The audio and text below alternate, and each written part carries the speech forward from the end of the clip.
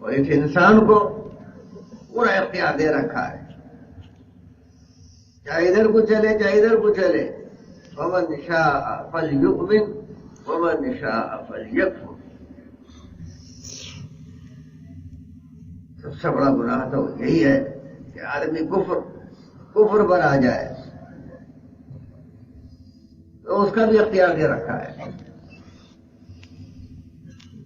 لیکن آنکھوں سے نظر آنے کے باوجود آنکھوں سے کچھ اور نظر آ رہا ہے اور کانوں سے کچھ اور سن رہا ہے کہ ان چیزوں سے کامیابی ملتی ہے،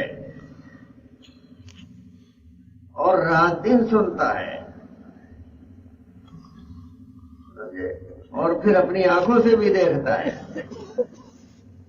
اور پھر یہ کہتا ہے اے اللہ سے ہوتا ہے، میری پرورش میری ضرورتیں اللہ سے پوری ہوتی ہے. یہ ساری نعمتیں یہ ساری چیزیں اللہ ہی نے بنائی ہیں، اسی میں اس کا امتحان ہے. اور یہ نعمتیں اللہ جل شانہ نے دنیا میں ڈالی ہیں، جو دنیا کے اندر ڈالی ہیں وہ امتحان کے لیے ہے. اصل نعمتیں جن سے ہم کو نوازنا چاہتے ہیں وہ مرنے کے بعد ملے گی، وہ آخرت میں ملے گی. دنیا میں ان نعمتوں کے ڈالنے کی گنجائش ہی نہیں ہے، وہ اتنی چھوٹی سی ہے. وہ ابد الاباد کی نعمتیں ہیں، کھانے کی نعمتیں، پہننے کی نعمتیں اور دیکھنے کی نعمتیں دنیا میں جو ڈالی ہیں وہ تو اس لیے ڈالی ہے. ایک تو یہ ہے کہ آدمی کو یہ پتا چلے کہ مجھے کیا کیا نعمتیں ملنے والی ہیں اگر میں صحیح راستہ اختیار کر لوں، غلط راستے سے اپنے کو بچا لوں، صحیح راستے کو اختیار کر لوں تو مجھے کیا کیا نعمتیں ملیں گی. اگر دنیا میں کھانے میں اللہ کی طرف سے لذت نہ ڈالی جاتی تو ہمیں کیا پتہ چلتا کہ جنت میں کیسی لذت ہوگی. اگر سننے میں اچھی آواز کے سننے میں لذت نہ ہوتی دنیا میں تو کیسے معلوم ہوتا کہ جنت میں ہوا چلے گی، مسیرہ چلے گی، تو اسی کے کھڑکیوں کے بجنے سے کیسی بہترین آواز نکلے گی جو آج تک سنی نہیں. تو ایک تو ان کا شوق پیدا ہو آدمی کے اندر، اس لیے دنیا کی یہ نعمتیں دی ہیں. اور پھر یہ امتحان ہے کہ کہیں انہی کو تو اصل نہیں سمجھ بیٹھتا، کہیں انہی کے پیچھے تو دوڑ نہیں لگا دیتا. اسی لیے اللہ جل شانہ نے انسان کے اندر ضرورتوں کو بڑھ دیا ہے. کھانے کی ضرورت ایک ہے، کھانے کی ضرورت، اور ایک ہے کھانے کی خواہش. ایک ہے سننے کی ضرورت، ایک ہے سننے کی خواہش. ایک ہے دیکھنے کی ضرورت اور ایک ہے اس کی خواہش. ایک ہے بولنے کی ضرورت اور ایک ہے اس کی خواہش. ضرورتیں اللہ نے انسان کے اندر بھری ہیں، اور پھر ان ضرورتوں کے پورا ہونے کے لیے باہر میں اپنی نعمتیں ڈالتی ہیں چیزیں. اسے اپنی آنکھوں سے دکھائی دیتا ہے کہ میری ضرورتیں ان چیزوں سے پوری ہو رہی ہیں. فرشتوں کے لیے نہ ضرورتیں ڈالی اور نہ چیزیں بنائی. انہیں کھانے کی ضرورت نہیں اور انہیں کپڑے پہننے کی ضرورت نہیں ہے اور مکان بنانے کی ضرورت نہیں پیش آتی ان کو کہ وہ شادی کرتے ہیں. یہ ضرورتیں ہیں، اور انہی ضرورتوں کے پورا کرنے میں اللہ جل شانہ نے امتحان کے لیے حدود قائم کی ہے، نعمتوں کے استعمال میں حدود قائم کی ہے۔ جب آدمی ان حدود کو پار کرتا ہے تو وہ خواہشات بن جاتی ہے اور وہ راستے سے بچل جاتا ہے، خواہشات کے اندر وہ گھس جاتا ہے۔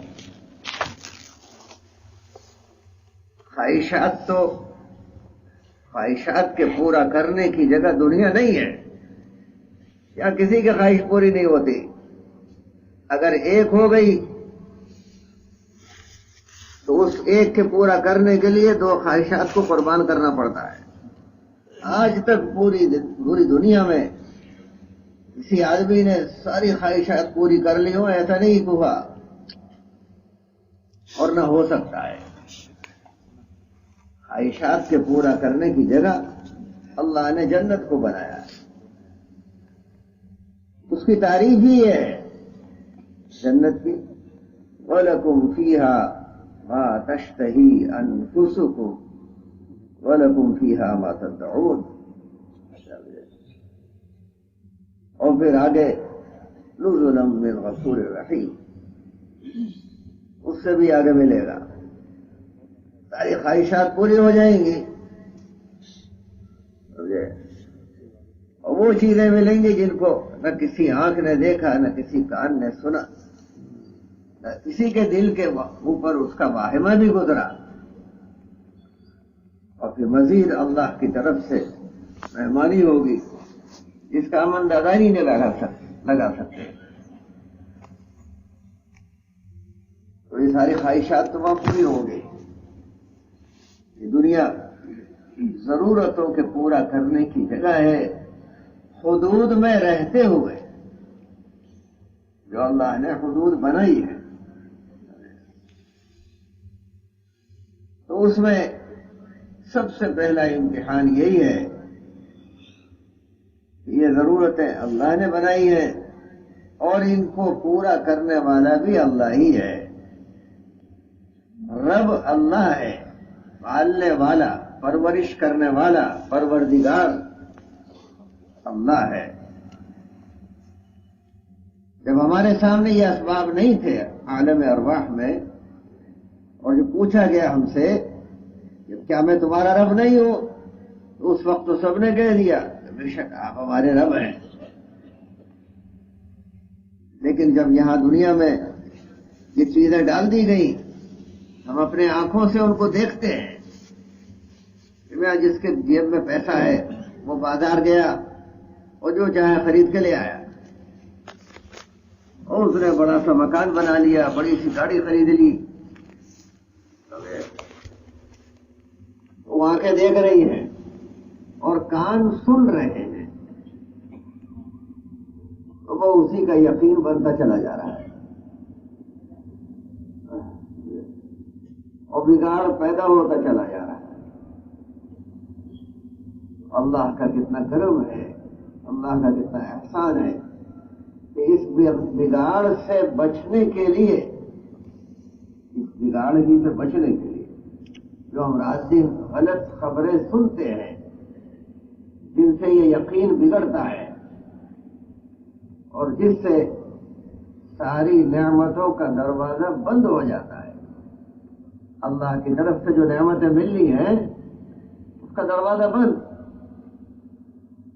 اگر یقین خراب ہو گیا، یقین کمزور ہو گیا اور ختم ہو گیا تو ساری نعمتوں کے دروازے بند ہو گئے۔ اس یقین کو جو کمزور ہو جاتا ہے، جو بیمار ہو جاتا ہے، اس کو پھر تندرست بنانے کے لیے، پھر ٹھیک کرنے کے لیے اللہ نے یہ انسانیت پر احسان کیا کہ اپنے نبیوں کو بھیجا صحیح خبر بتلانے کے لیے۔ جو غلط خبریں اس کو مل رہی ہیں بچپن سے، جو چھوٹا ہوتا ہے، ہر بچہ اسلام کی فطرت پہ پیدا ہوتا ہے، اور اس کے ماں باپ اور دوسرے جو ماحول والے ہیں وہ اس کو صحیح جھوٹی خبریں بتاتے ہیں، تو اسی سے اس کا یقین بگڑتا ہے. اس کو اب پھر سے صحیح کرنے کے لیے، تندرست کرنے کے لیے، اس بیمار یقین کو صحت مند بنانے کے لیے پھر اللہ نے اپنے نبیوں کو بھیجا. ہر زمانے میں آدم علیہ السلام سے لے کر اور آخر میں حضور اکرم صلی اللہ علیہ وسلم انسانوں کو یہی سمجھایا. ہماری پرورش ہوتی کہاں سے ہے؟ پرورش کرنے والی ذات کون ہے؟ یہی تو بتایا انہوں نے آ کر کے بنیادی بات یہی بتائی. اور یہ اللہ کا بہت بڑا احسان ہے، ورنہ کوئی بتانے والا ہی نہیں ہوتا. اور آج بھی دنیا میں 3/4 سے زیادہ لوگ وہ ہیں جنہیں یہ پتہ ہی نہیں ہے کہ ہمارا رب کون ہے. یہ کتنا بڑا سانحہ ہے.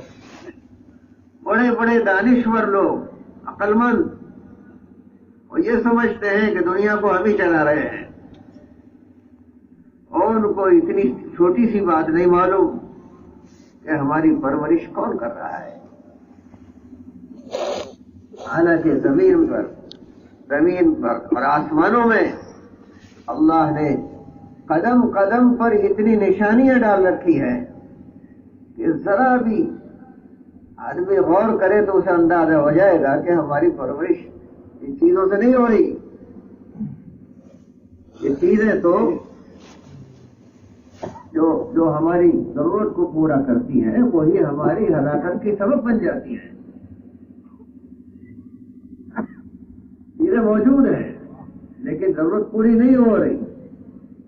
اپنی آنکھوں سے دیکھتا رہتا ہے، خبریں سنتا رہتا ہے، لیکن پھر بھی اپنی یقین کو بگاڑ لیتا ہے، کیونکہ رات دن اسی خبروں کو سنتا رہتا ہے.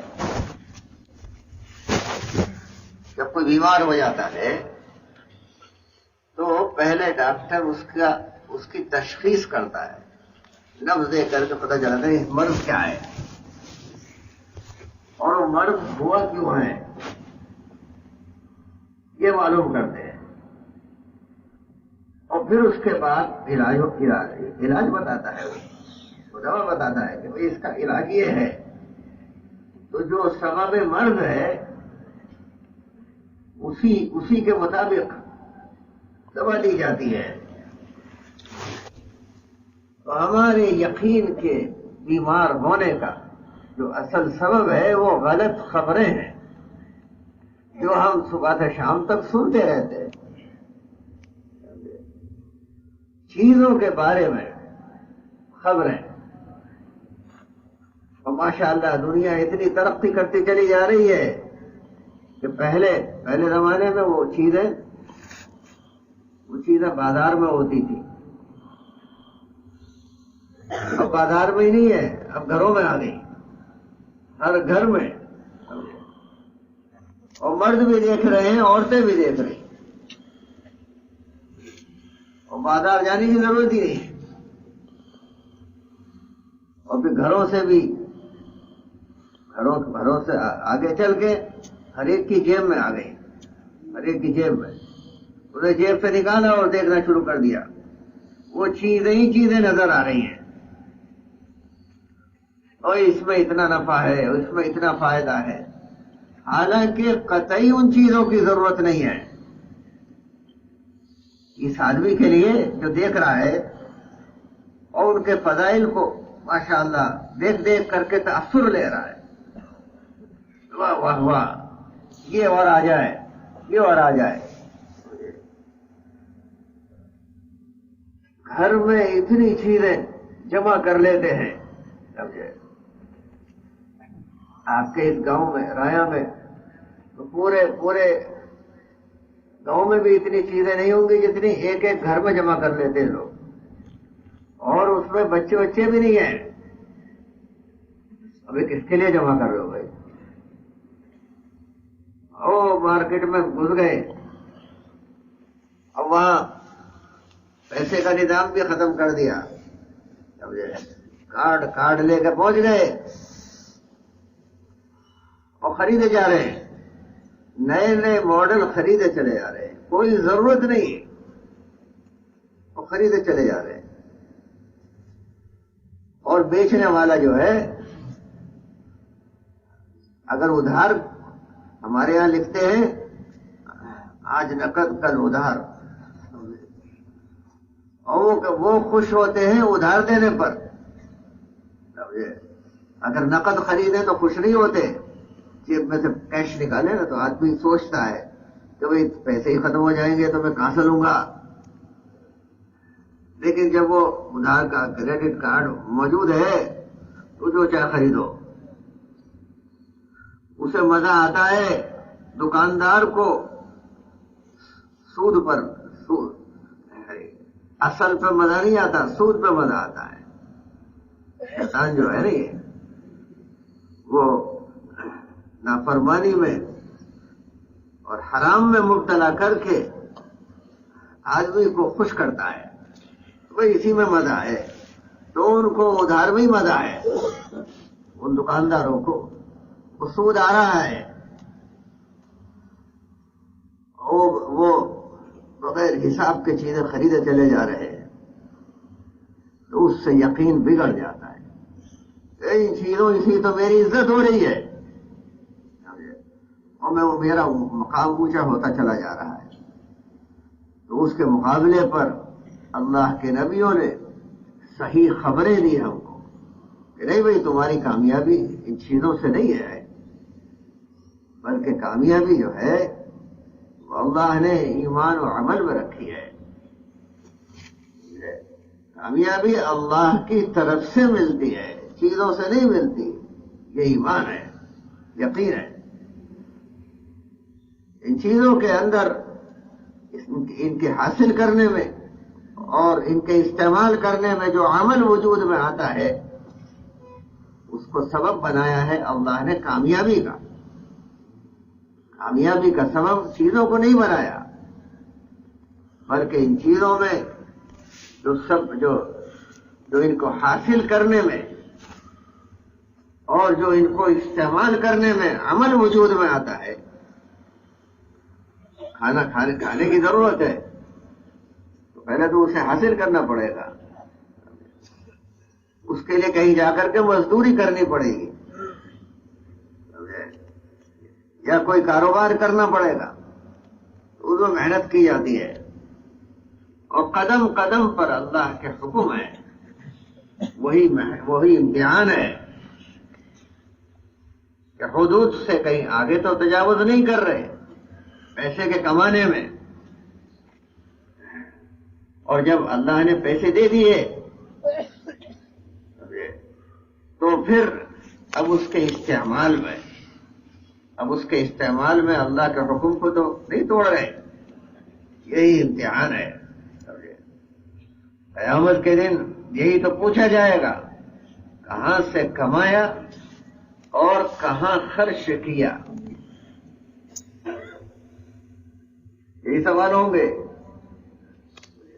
کہاں سے کمایا, کہاں خرچ کیا, اپنی عمر کس کام میں خرچ کی, جوانی کی جو طاقتیں ہیں صلاحیتیں ہیں وہ کس کام میں خرچ کی ہیں, اور پھر مال کہاں سے کمایا. کتنا کمایا نہیں بلکہ کہاں سے کمایا اور کہاں خرچ کیا, کیونکہ دیتا تو اللہ ہے. کتنا دیتا ہے وہ اسے معلوم ہے. خوب محنت کر لی لیکن نہیں ملتا. اور ایک آدمی ہے بالکل بیوقوف, عقل و فہم ہی نہیں ہے, اور اس کو اتنا ملا ہوا ہے کہ اسے گننا ہی مشکل ہے, تو اتنا مل جاتا ہے. اصل امتحان یہ ہے کہ کہاں خرچ کیا. کمانے میں تو لوگ اس کا وہ رکھتے ہیں کہ حلال ہے یا حرام ہے, لیکن خرچ کرنے میں بھول جاتے ہیں. وہ کہے کہ میرا ہے اب تو میں جیسا چاہے خرچ کروں, میں نے محنت کر کے کمایا ہے, نہیں بھائی، اس کے لیے بھی حدود ہے، اس کے لیے بھی حدود ہے۔ ایک صاحب کے بارے میں پتہ چلا پڑوس میں کہ ان کے یہاں شادی ہونے والی ہے، اور شادی میں تو کوئی خرچ کی ضرورت نہیں ہے۔ ہمارے یہاں تو اتنا آسان ہے کہ وہ جو جس کی شادی ہو رہی ہے دولہا وہ کہے قبول کی، اور ادھر سے قبولیت اس لڑکی کی طرف سے بھی اجازت ہو جائے تو شادی ہو گئی کچھ لوگوں کے سامنے۔ تو معلوم ہوا کہ دیندار آدمی ہیں، سمجھے، اور بڑے بڑے لوگوں سے تعلق بھی ہے، دینداروں سے، مشائخ سے، بزرگوں سے تعلق ہے۔ معلوم ہوا کہ کتنے لاکھ روپے خرچ کر رہے ہیں شامیانہ لگانے میں، اور پھر دعوت ہوگی تو اس میں 85 لاکھ خرچ ہوں گے، اور نہ معلوم کیا کیا ہوگا۔ تو ایک صاحب نے جن بزرگ سے ان کا تعلق تھا ان سے کہا، وہ مفتی صاحب تھے، کہ مفتی صاحب یہ صاحب ذرا آپ ان کو سمجھائیے کہ کہو کہ اللہ سے ہوتا ہے، اللہ کے غیر سے نہیں ہوتا، اس میں کیا دقت ہے؟ تو بیچارے کو بولنا پڑے، سمجھے؟ تو اتنا آسان ہے یہ کام، یہ دعوت کا کام اتنا آسان ہے۔ یہ 6 باتیں، یہ 6 صفات اپنے اندر پیدا کر رہے ہیں، لیکن وہ اعمال کے راستے ہی سے ہوں گے۔ اگر عمل نہیں ہے تو پھر پیدا نہیں ہوگی، وہ صفات پیدا نہیں ہوگی۔ عبدیت پیدا کرنی ہے اپنے اندر تواضع پیدا کرنی ہے، اپنے اندر انسانیت کی ہمدردی پیدا کرنی ہے، اپنے اندر علم کی روشنی پیدا کرنی ہے، سمجھے، اپنے اندر اپنی اخلاص کی دولت کو پیدا کرنا ہے۔ یہ صفات ہیں۔ اپنے اندر جو ہے سخاوت کو پیدا کرنا ہے، بہادری کو پیدا کرنا ہے۔ یہ ساری صفات ہیں جو اللہ کو محبوب ہیں۔ تو اب وہ صفات جب ہمارے اندر اعمال کے راستے سے آئیں گی، اعمال کے راستے سے پیدا ہوگی، تو عمل جو ہے وہ صحیح ترتیب پر کریں۔ وہ صحیح ترتیب پر جب ہم خود اپنے کو محتاج سمجھ کر کے ان تعلیم کے حلقوں کے اندر بیٹھیں گے اور بار بار ان باتوں کو سنیں گے تو ہمارا دل روشن ہوگا اور صحیح رخ پر چلنا ہمارے لیے آسان ہو جائے گا۔ اللہ کا یہ کرم ہے، فضل ہے کہ اس نے ہمیں اتنا آسان کام اس وقت دیا ہوا ہے کہ ہر آدمی بس ارادہ کرنے کی اس کی ضرورت ہے اور اس میں وقت لگا سکتا ہے، اور جو ہے ذمہ داری کو پورا کر سکتا ہے، ورنہ پہلے تو سوچ بھی نہیں سکتا تھا کہ ہم دین کا کام کریں۔ اس کو خود اپنی اصلاح کرنے کے لیے مشائخ کی خدمت میں جانا پڑتا تھا۔ کم سے کم 1000 سال تک اسی لائن سے لوگوں نے اپنی اصلاح کی ہے اور دین کو زندہ رکھا ہے مشائخ کے خدمت میں جا کر کے، اور بڑے بڑے مجاہدات کرائے جاتے تھے، سمجھے بھائی۔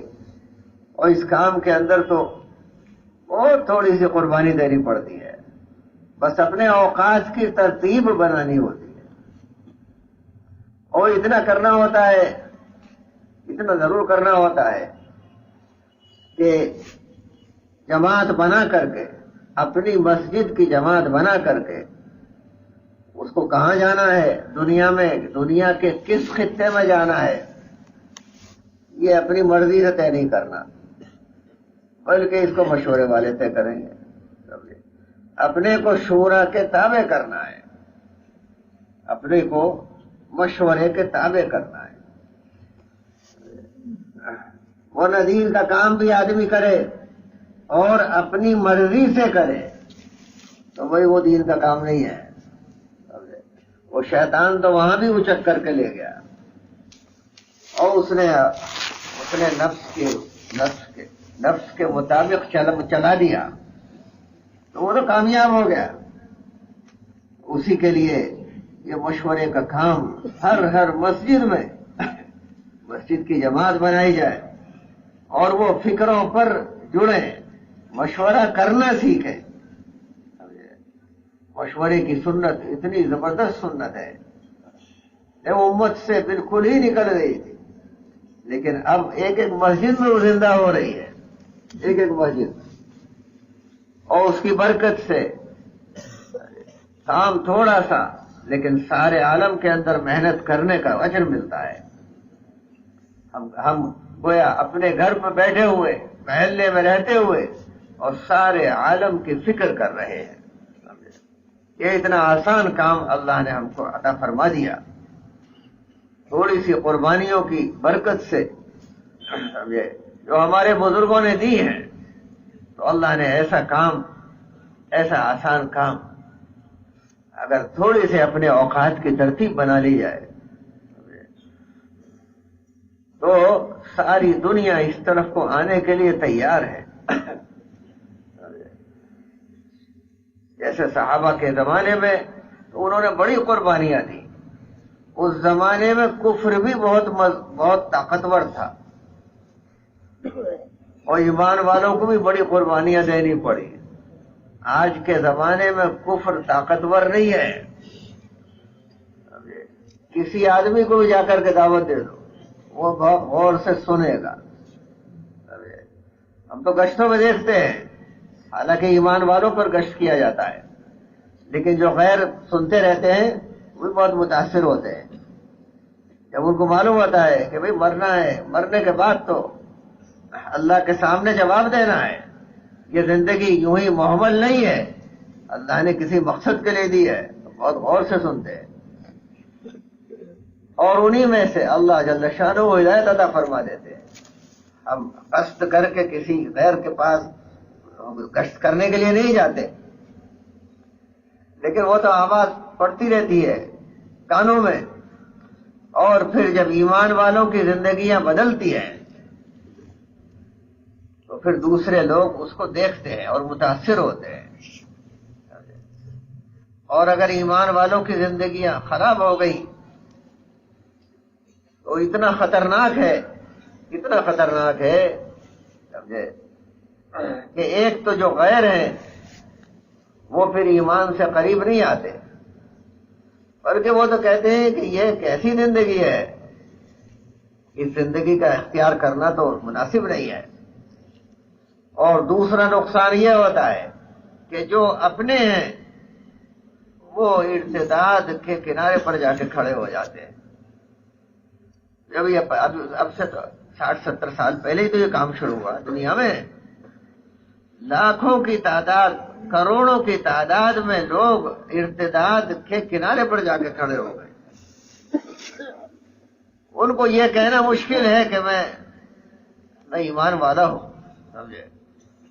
تو ہم دنیا میں جا کر کے لوگوں کو سلام کریں تو سلام کا جواب دینے کو تیار نہیں. مجھے کیا کام ہے؟ اگر کبھی کام کچھ نہیں ہے، ہم تو سلام کر رہے ہیں، جو آہستہ کہو آہستہ، لوگوں کو پتہ چل جائے گا کہ ہم مسلمان ہیں. اپنے اسلام کو ظاہر کرنے کو تیار نہیں. اتنی کمزوری آ گئی صرف دعوت کے کام کے نہ ہونے کی بنا پر، حالانکہ وہ ایمان والوں کے گھر میں پیدا ہوئے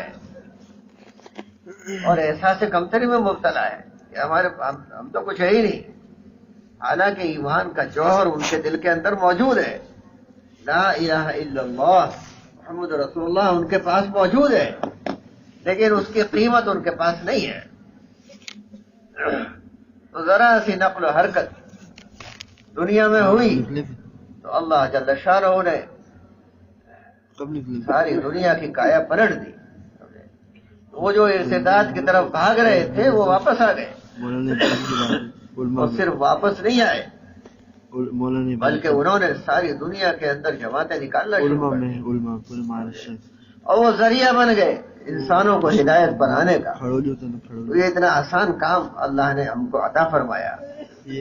اس کے لیے بھائی اتنا کرنا ہوتا ہے کہ اپنی زندگی کی ترتیب بنانی ہوتی ہے اور اس ترتیب کو وقت کے ساتھ بنانا ضروری ہے. آنا 3 دن ہے تو ہفتے کے تعین کے ساتھ ہونے چاہیے. سال کا چلہ ہے یا 4 مہینے ہے تو وقت کے تعین کے ساتھ ہونا چاہیے. یہی اصل قربانی ہے. ہم اپنے اوقات کی ترتیب بنائیں. یہ وقت اللہ نے ہم کو دیا ہے اور ایک دن یہ لے لیا جائے گا اور اس کا پتہ بھی نہیں ہے کب لے لیا جائے گا، ہم نہیں جانتے. تو اس وقت کے آنے سے پہلے اپنے اوقات کی ترتیب بنا لیں کہ بھائی ہم کم سے کم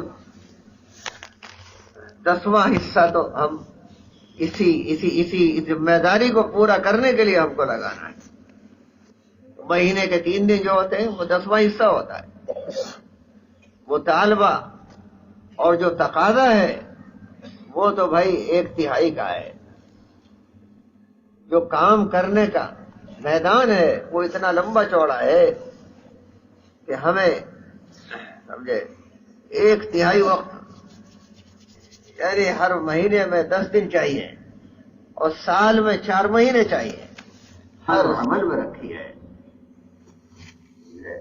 کامیابی اللہ کی طرف سے ملتی ہے، چیزوں سے نہیں ملتی. یہ ایمان ہے، یقین ہے. ان چیزوں کے اندر ان کے حاصل کرنے میں اور ان کے استعمال کرنے میں جو عمل وجود میں آتا ہے اس کو سبب بنایا ہے اللہ نے کامیابی کا. کامیابی کا سبب چیزوں کو نہیں بنایا بلکہ ان چیزوں میں جو ان کو حاصل کرنے میں اور جو ان کو استعمال کرنے میں عمل وجود میں آتا ہے. کھانا کھانے کی ضرورت ہے تو پہلے تو اسے حاصل کرنا پڑے گا. اس کے لیے کہیں جا کر کے مزدوری کرنی پڑے گی یا کوئی کاروبار کرنا پڑے گا. اس میں محنت کی جاتی ہے اور قدم قدم پر اللہ کے حکم ہے. وہی امتحان ہے کہ حدود سے کہیں آگے تو تجاوز نہیں کر رہے پیسے کے کمانے میں. اور جب اللہ نے پیسے دے دیے تو پھر اب اس کے استعمال میں اللہ کے حکم کو تو نہیں توڑ رہے. یہی امتحان ہے. قیامت کے دن یہی تو پوچھا جائے گا کہاں سے کمایا اور کہاں خرچ کیا. یہی سوال ہوں گے. کہاں سے کمایا، کہاں خرچ کیا. اپنی عمر کس کام میں خرچ کی، جوانی کی جو طاقتیں ہیں صلاحیتیں ہیں وہ کس کام میں خرچ کی ہیں. اور پھر مال کہاں سے کمایا. کتنا کمایا نہیں بلکہ کہاں سے کمایا اور کہاں خرچ کیا. کیونکہ دیتا تو اللہ ہے، کتنا دیتا ہے وہ اسے معلوم ہے. خوب محنت کر لی لیکن نہیں ملتا. اور ایک آدمی ہے بالکل بیوقوف، عقل و فہم ہی نہیں ہے اور اس کو اتنا ملا ہوا ہے کہ اسے گننا ہی مشکل ہے. تو اتنا مل جاتا ہے. اصل امتحان یہ ہے کہ کہاں خرچ کیا. کمانے میں تو لوگ اس کا وہ رکھتے ہیں کہ حلال ہے یا حرام ہے، لیکن خرچ کرنے میں بھول جاتے ہیں. وہ کہے کہ میرا ہے اب تو میں جیسا چاہے خرچ کروں. میں نے محنت کر کے کمایا ہے. نہیں بھائی، اس کے لیے بھی حدود ہے، اس کے لیے بھی حدود ہے. ایک صاحب کے بارے میں پتہ چلا پڑوس میں کہ ان کے یہاں شادی ہونے والی ہے، اور شادی میں تو کوئی خرچ کی ضرورت نہیں ہے.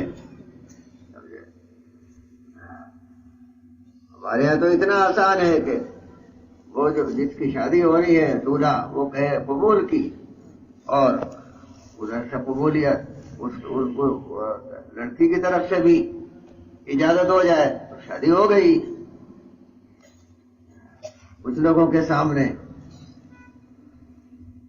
معلوم ہوا کہ دیندار آدمی ہیں، سمجھے، اور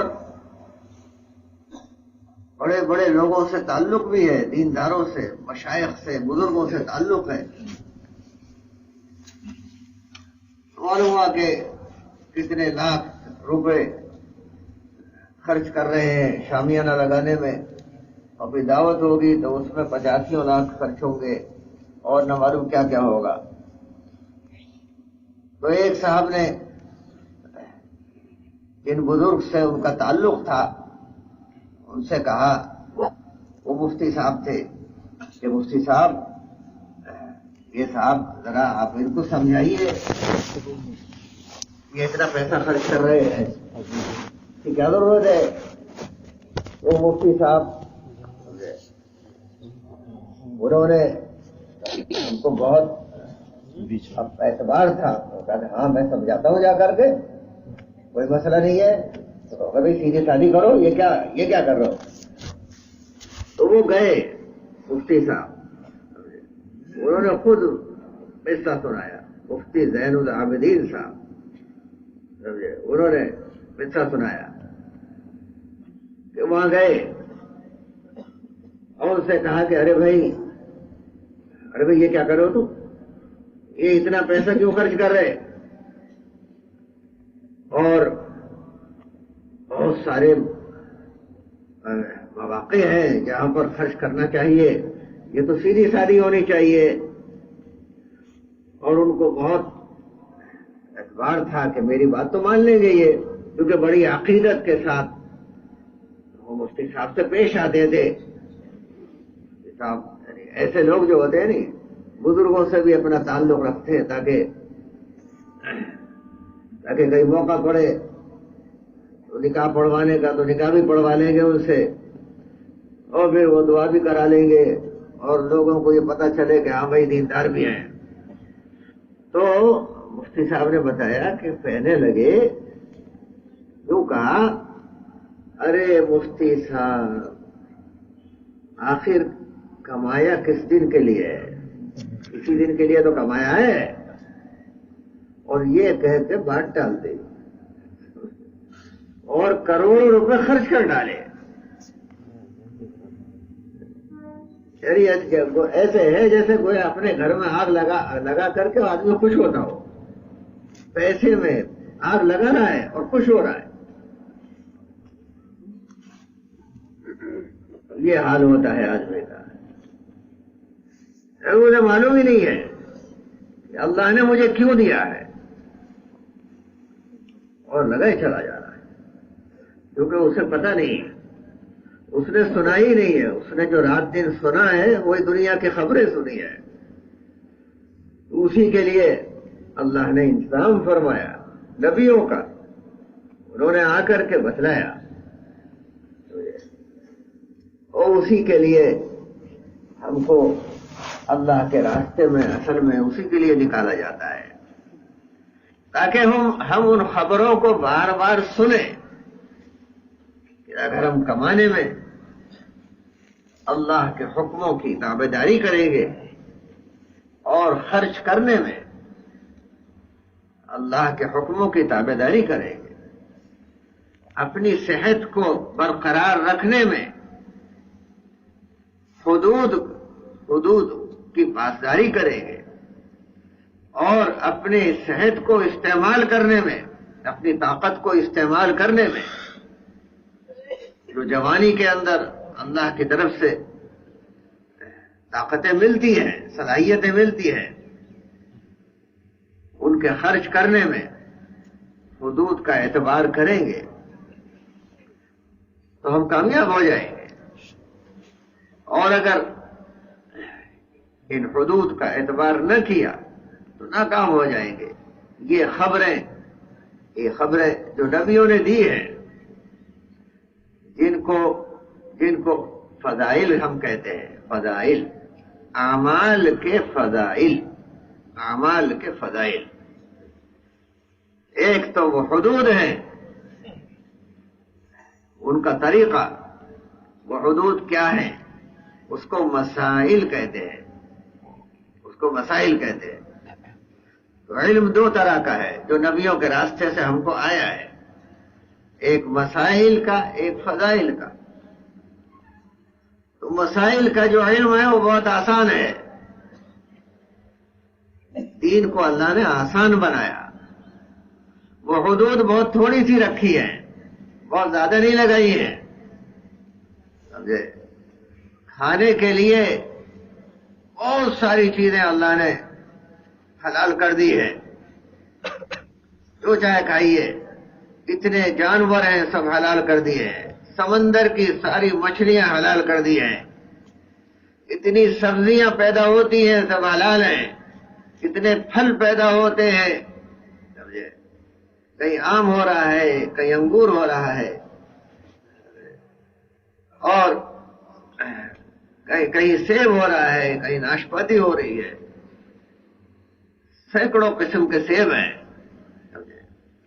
آپ کے یہاں انجیر ہوتا ہے، تو اب یہ اسی زمین میں سے نکل رہے ہیں، یہ ساری چیزیں اللہ نے حلال کر رکھی ہے۔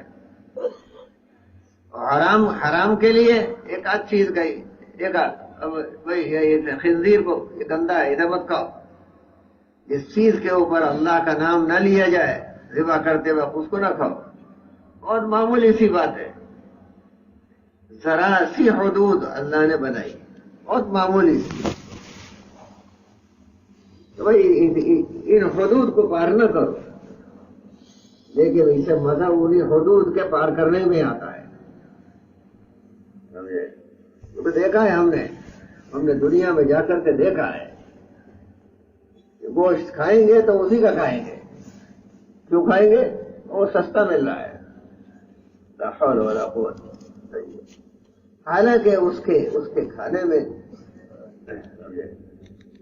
صحت بھی خراب ہوتی ہے اور بیماریاں پیدا ہوتی ہیں۔ جس جانور کو ذبح نہ کیا جائے، تو خون کو اللہ نے حرام کیا ہے، اور وہ ذبح ہی نہیں کیا تو خون تو اسی کے اندر رہ گیا، اور ساری بیماریاں خون میں ہوتی ہیں، دنیا کے جسم کی بیماریاں بھی خون میں ہوتی ہیں، تو دنیا کے اندر بھی پریشان ہوتا ہے اور آخرت کے اعتبار سے بھی پریشان ہوگا، باہر کدھر جا رہے تھے؟ ناکام ہوگا۔ تو اللہ نے حدود جو قائم کی ہے بہت وسیع ہے، سمجھے؟ یعنی اس کو آزادی خوب عطا فرمائی ہے، چاہے اتنی چیزیں کھاؤ، اتنی چیزیں پہنو، اتنی چیزیں دیکھو، سمجھے؟ اور اتنی چیزیں سنو، بہت وسیع میدان بنایا ہے، اور اس کو سیکھنا آسان ہے، چھوٹے بچوں کو سکھا دیا جاتا ہے، سمجھے؟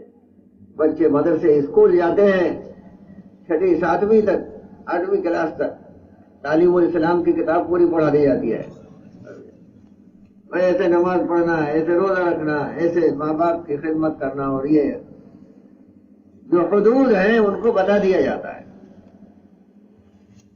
اور اگر کوئی پیچیدہ مسائل ہوتے ہیں وراثت کی تقسیم کے،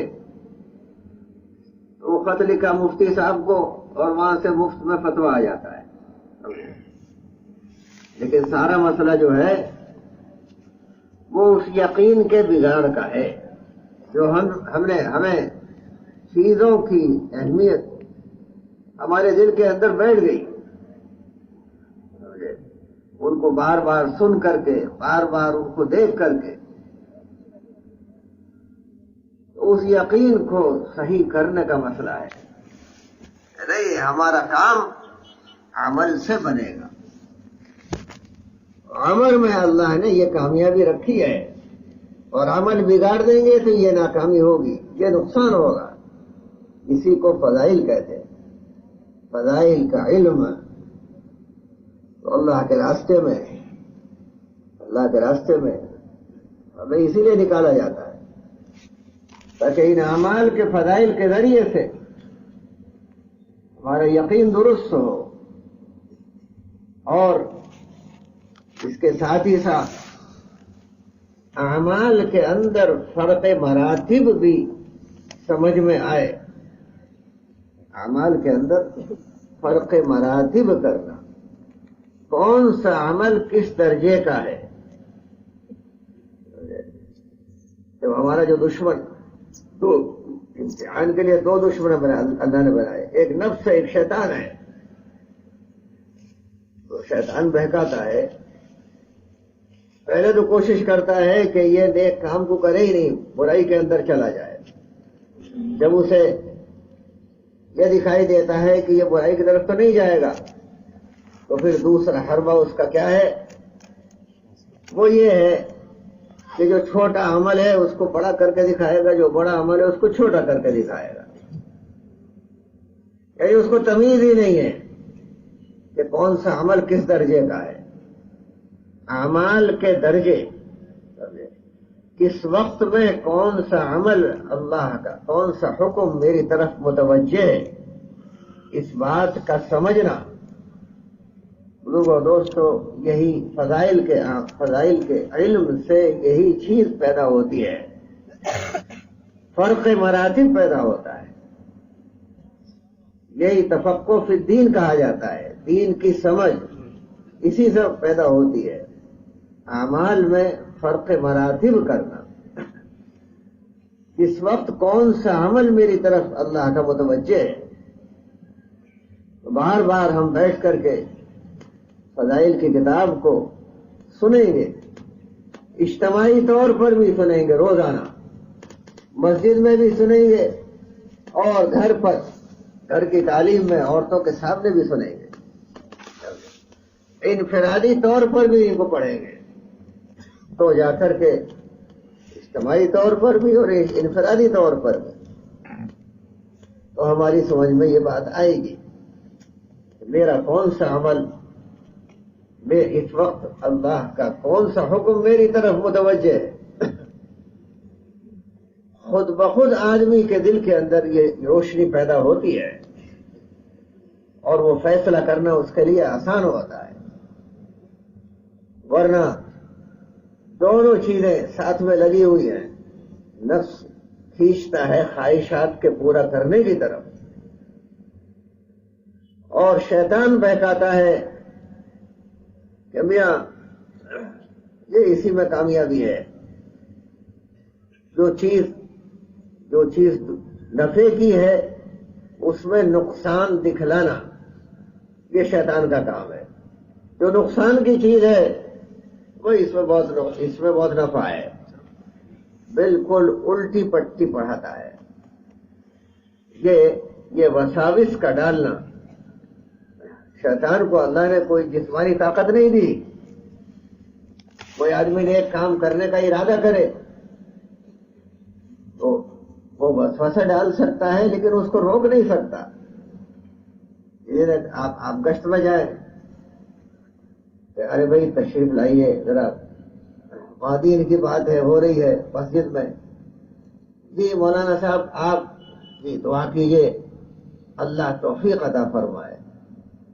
بتائیے، یہ جواب دیتے اللہ ہمیں بھی توفیق عطا فرمائے۔